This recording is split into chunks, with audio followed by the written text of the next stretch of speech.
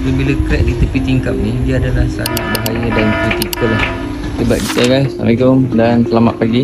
So sekarang saya berada di bahagian post roof. Kalau tuan dan puan tengok, di bahagian sini dah banyak stiker warna biru. Stiker warna biru ini kalau tuan puan nak tahu, dia adalah crack. So bila banyak crack di bahagian sini, dia tempat yang selalu terdedah dengan air.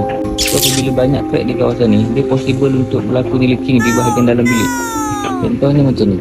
Okay, ni ada crack dan bahagian dalam ni adalah master bedroom. So, bila crack di bahagian sini, tepi tingkap ni, dia possible to leaking.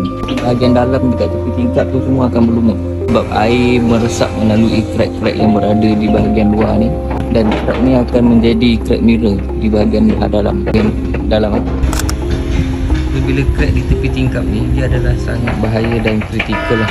So hujan boleh tempias melalui crack-crack tersebut, meresap, dan seterusnya boleh berlaku leaking lah di dalam bilik yang akan menyebabkan dinding tu jadi lumut, jadi kekuningan, watermark dan sebagainya.